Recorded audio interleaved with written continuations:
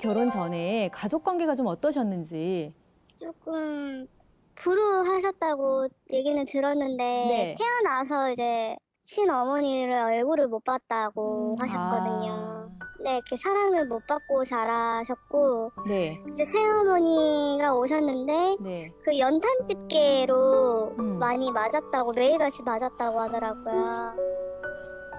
이 사연자님의 아버님의 성향은 좀 어떠세요?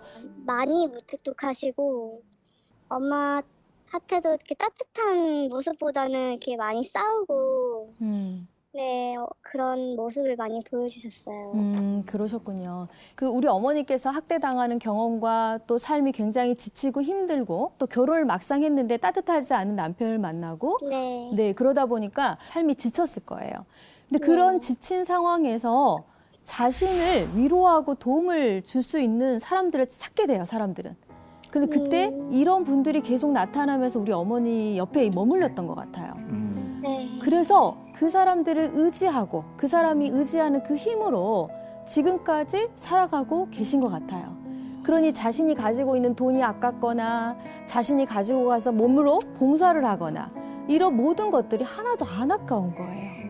사연자님 과거에 뭐 다양한 일로 이제 그 집안에 빨간 딱지도 붙은 적이 네. 있으셨고요. 또 이번에는 아버지 사고로 인해 나온 보상금마저 다 어머니께서 또 헌금해 버리시지 않을까 이런 걱정이 굉장히 크신 걸로 알고 있는데 많이 우려가 되시는 상황이신 거죠?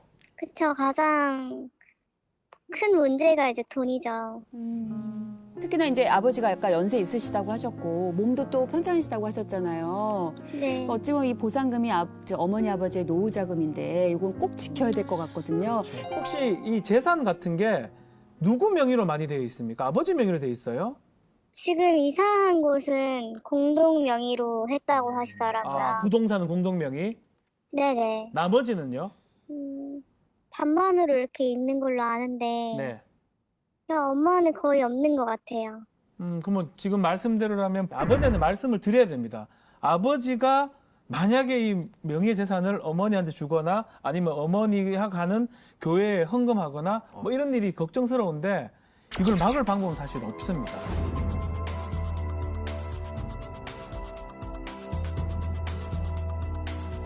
그렇기 때문에 지금 사연자님이 아버지하고 또 오빠도 계시니까 그 얘기를 좀 해야 될 것 같아요. 재산 같은 거 할 때 좀 우리랑 같이 상의를 하자라는 얘기를 충분히 해놔야 됩니다. 안 그러면 나중에 큰 문제가 될 수 있는데 혹시 논의 같은 거 한번 해본 적 있습니까, 사연자님? 논의는 아니요, 안 해봤어요. 근데 왜냐면 아픈 곳을 찌르는 거니까. 피하는구나. 네. 풀려고 하죠. 그치, 관여하면 또 이제 아버지도 아픈데 상처 받으실 것 같아서.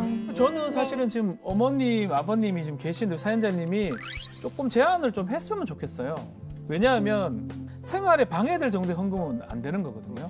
또 마찬가지로 그럼요. 뭐 모든 재산을 자식들한테 상속할 이유는 없지만 그렇지만 우리 법상으로는 일정 부분 주도록 돼 있는 거고 그런 거라면 미리 조금 증여가 가되 다만 이제 그 증여를 믿을 수 없다 그러면 조건을 좀 걸어 놓는다든지 이런 말씀을 사연자님이 어머님하고 아버님하고 좀 같이 했으면 어떨까 제가 제안을 좀 드리겠습니다. 그러니까 요거를 이제 아다르고 어다른데 엄마 아빠의 노후 준비를 요렇게 이렇게 하는 방법이 있대라고 접근하는 게 어떨까 싶어요. 여기 딱 좋아요. 저같이 변호사들은 못되게 이렇게 얘기를 하는데 좀 애둘러서 얘기를 할 수 있으면 재산 얘기 분명히 해야 됩니다.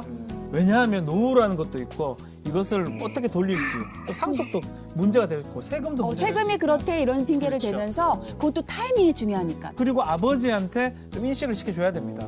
그래서 사연자님이 우리 지금 지혜 씨 말대로 제 말대로 하지 마시고요. 지혜 씨 말대로 아주 좀 부드럽게 법률 얘기를 조금 했으면 좋겠습니다. 어머니가 의존을 해야 되는 사람이 누굴까요? 남편이죠. 가족이죠. 네. 네, 가족이 맞습니다. 그렇죠?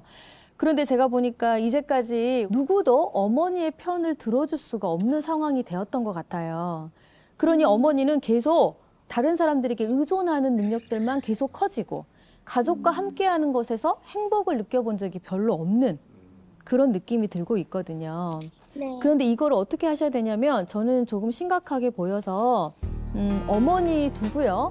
이 아버님과 우리 오빠하고 셋이 같이 만나서 이야기를 좀 나눠봐야 될 것 같아요. 그리고 의논을 하셨을 때 아버지에게도 아버지의 인생에서 중요한 부분이라는 걸 조금 얘기해 주시는 게 중요할 것 같고, 이 4명의 가족이 다 모였을 때 행복하다라는 믿음이 생길 수 있는 그 환경을 계속 조성해 주시는 게 좋을 것 같은데, 어머니가 하고 있는 모든 일에 대한 지지를 조금씩 해주는 게 중요해요. 네네. 그리고 좀 더 좋은 방법을 말씀을 드리면, 저는 이 어머니의 심리치료가 조금 필요하다고 생각이 듭니다. 가족 심리치료센터를 가셔서 가족이 다 같이 행복해질 네. 방법을 찾자고 해서 어머니를 모시고 거기를 가시는 게 일단은 중요할 것 같고요. 네. 우리 어머니께서 어렸을 때 받은 그 학대에 대한 치료가 전혀 돼 있지 않으면 이게 계속 같은 문제가 발생할 것 같아 보이거든요. 네. 자, 말씀 들으시니까 어떠세요, 사연자님? 조금 더 제가 가족한테 신경을 써서 네, 잘 풀어 나가야 될 것 같아요.